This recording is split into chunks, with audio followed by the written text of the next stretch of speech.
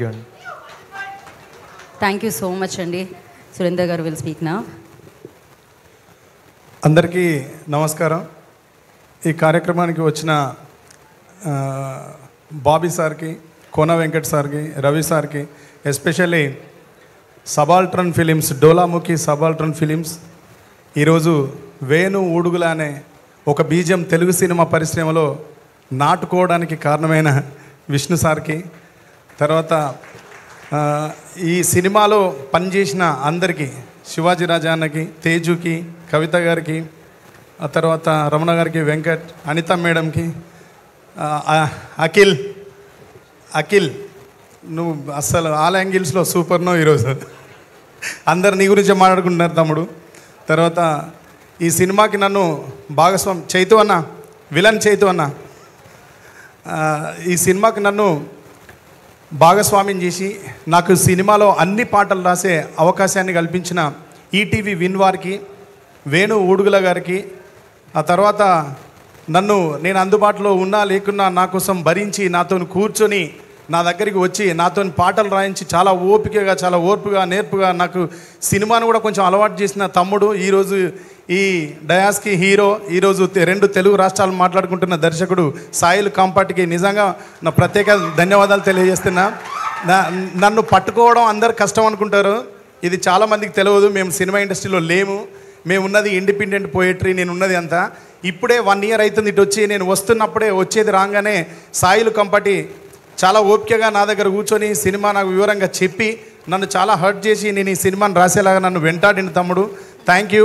ఆ తర్వాత ఒక మధ్యలో కొంచెం నేను అందుబాటులో లేకపోయినా, నేను వేరే పనుల వల్ల, నా ఇండిపెండెంట్ వర్క్స్ వల్ల నేను రాలేకపోతే వేరే రైటర్ దగ్గరికి వెళ్ళినప్పటికీ కూడా ఇంక ఈ సినిమాని ఎవడు హ్యాండిల్ చేయలేడు, ఎవరు హ్యాండిల్ చేయలేరు, మనం వేరే వాళ్ళ దగ్గర పోవడం వృధా అని చెప్పి వేణన్న కూడా చివరికి వాడైతేనే రాస్తాడు, వాడినే తీసుకురంటే లేట్ అయినా పర్లేదని కొంచెం వాయిదా వేసుకొని పాటను ఆపి మళ్ళీ తిరిగి నాతో ఒక రాత్రి అంతా కూర్చొని రాయించిండు. థ్యాంక్ యూ వేణు అన్న. నాకు సినిమా అంటే ఏంది అనేది, సినిమా మీద ఎంత నమ్మకం ఉంటుంది, సినిమా ఎట్లా బతికిస్తుంది, సినిమా ప్రపంచానికి మనల్ని ఎట్లా పరిచయం చేస్తుంది అన్నది నేను ఈ సినిమా ద్వారా చూసిన. దీంట్లో అందరు ఏమనుకుంటున్నారు అంటే రాంబాయి సాంగ్ అనేది హిట్ అవ్వడం వెనకాల నా రైటింగ్ ఒకటే లేదు, నా వెనకాల పనిచేసిన వాళ్ళలో వంశీ నందిపాటి గారు, నితిన్ గారు, సాయి గారు, తన్మయ్ గారు, నేను పాట రాయడం కోసం ఒక 3 గంటలు 4 గంటలు నా కళ్ళల్లో ఒత్తులేసుకొని నేను కూర్చొని రాసిననేమో కానీ ఈ నెల రోజులు వాళ్ళు నిద్రపోకుండా కూర్చొని సినిమాని ప్రజల్ని కనెక్ట్ చేసిన విధానం చూసిన తర్వాత అనిపించింది సినిమా అంటే నాకు ఇంకా చాలా గౌరవం పెరిగింది, సినిమా వాళ్ళంటే ఇంకా చాలా గౌరవం పెరిగింది. ఇక్కడ నుంచి వెళ్ళొద్దు అని, సినిమాలకే ఏది ఏమైనా పని చేయాలనే నిర్ణయాన్ని వీళ్ళందరినీ చూసిన తర్వాత చాలా గట్టిగా నిశ్చయించుకున్నా. ఈ సినిమాలో నాకు ఇంత మంచి అవకాశాన్ని కల్పించినందుకు మీ అందరికీ ప్రత్యేక ధన్యవాదాలు తెలియజేస్తూ, ఎప్పుడో నేను ఎక్కడ ఉన్నా, నేను అందుబాటులో ఉన్నా లేకున్నా, అసలు నేను సినిమా వైపు వచ్చినా రాకున్నా నా కోసం ఒకడు పోరాడుతూనే ఉంటాడు. ఇండస్ట్రీలో ఒకడు పోరాడుతూనే ఉంటాడు, పని చేయాల్సి వచ్చిన ప్రతి చోట నా పక్కన వీడు ఉంటే చాలా బాగుంటుంది, బాగా రాస్తాను, నాకు కావాలని. అతనే ఈ సినిమాకు ప్రాణప్రదాత, శబ్ద సౌందర్యం నింపిన తమ్ముడు సురేష్ బొబ్బిలి. లవ్ యూ తమ్ముడు. నువ్వు నా పట్ల చూపెట్టే కన్సర్న్ని నేను ఎప్పటికీ మర్చిపోను. నువ్వు మ్యూజిక్ కోసం ఎంత కష్టపడతావు, ఎన్ని గంటలు కూర్చుంటావు, ఎట్లా కూర్చుంటావు, ఎంత తపన పడతావు, ఒక రిథమ్ ప్రోగ్రామ్ చేయడానికి ఎన్ని గంటలు వెచ్చించి నువ్వు ఎంత బాధపడతావు, కుదరకపోతే నేను నిన్ను 20 ఏళ్ళ నుంచి చూస్తున్నా. నువ్వు ఇంకా చాలా మంచి హైట్స్కి రావాలి తమ్ముడు. నువ్వు వెళ్ళే హైట్స్లో మేము ఉండకపోవచ్చు, మనం వేరువేరుగా పనిచేయాల్సి కూడా రావచ్చు, కానీ ఎక్కడ ఉన్నా నువ్వు చాలా అద్భుతమైన స్టేజ్లో ఉండాలి, ఉంటావు అని కోరుకుంటున్నా. ఈ సినిమాలో అందరూ ఒక టైంలో, ఒకవేళ సురేందర్ గారు దొరకరో అనుకున్న టైంలో సురేందర్ గారు అయితేనే బాగుంటుంది, సురేందర్ గారు అయితేనే బాగుంటుంది, ఆయన అయితేనే రాస్తారు అని నా ఎంట మహబాద్లో హోటల్లో కూర్చొని పాటలు రాయించిన రాహుల్ మోబిదేవ్ గారు, థ్యాంక్ యూ సార్. మీరు నా పట్ల చూపెట్టిన కాన్ఫిడెన్స్ అనేది ఈ సినిమాకు పాటలు రాసిన త్వరగా నా మీద నాకు కూడా లేదు sir. Love you, thank you so much.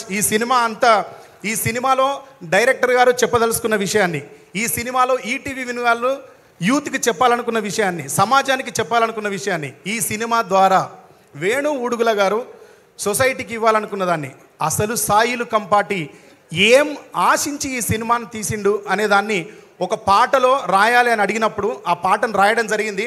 కానీ సమయాభావం వల్ల ఆ పాటని ఈ సినిమాలో పెట్టలేకపోయినాం. మీరు అనుమతిస్తే ఆ పాటను వినిపించచ్చా? ఎస్ అండి, వెయిట్ చేస్తున్నాం.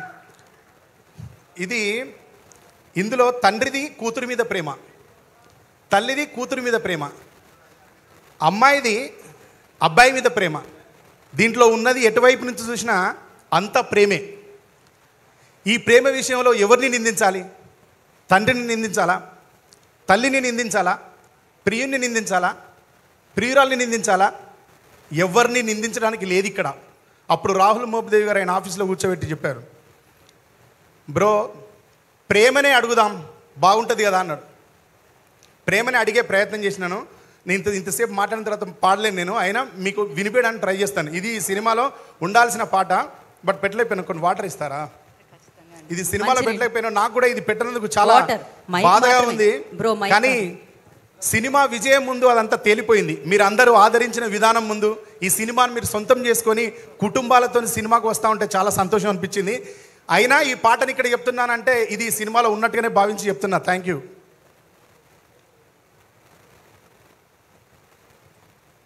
ఇది చాలా వరకు ప్రాచుర్యం పొందిన బాణి. ఇది సాయిలు కంపాటి ప్రత్యేకంగా దీన్ని సెలెక్ట్ చేసుకొని ఈ పాట నేను ఇవ్వను అని తప్పించుకొని తిరిగితే మా ఇంటికి వచ్చి కూర్చున్నాడు దీన్ని రాయమని. చిన్నది వినిపిస్తాను.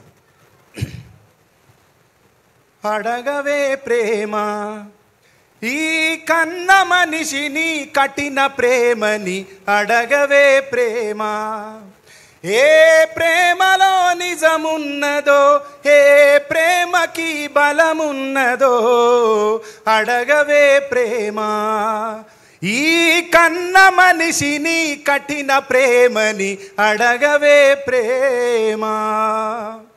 రెక్కలొచ్చి ఎగిరిపోయే కన్న పిల్లల సుఖం కోరి కట్టుకున్న గూడు నొదిలి వెళ్ళిపోయే పక్షి ప్రేమ. మనిషిలో ఎందుకు లేదని అడుగు, మనసుతో చూడరెందుకని అడుగు. పసి ప్రేమనింత శిక్షించడం ఏ ధర్మమో, అడగవే అడగవే ప్రేమ ఈ కన్న మనిషిని కఠిన ప్రేమని, అడగవే ప్రేమ.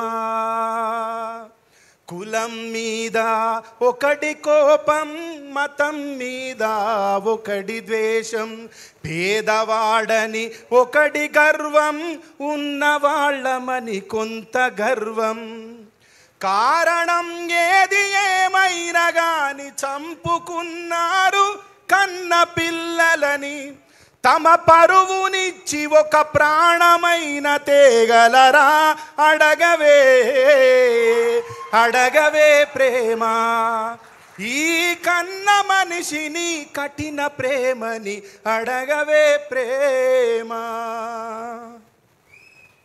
ఇది ఈ సినిమాలో ఈ పాట ఉండాల్సిన ప్లేస్లో చివరిగా ఏం రాయించారు అంటే, మలుపులుంటాయని తెలుసు, ముగింపుంటుందని తెలుసు, ముగింపులో మొదలయ్యే ఈ కథ ఎవరికి తెలుసు. బ్రతుకు ఉంటుందని తెలుసు, చావు ఉంటుందని తెలుసు, చావులో బ్రతకడమన్నది ప్రేమికులకే తెలుసు. ఇట్లాంటి మంచి భావాన్ని, మంచి మాటలను రాసే అవకాశాన్ని నాకు కల్పించిన ఈటీవీ విన్ వారికి, సబాల్ట్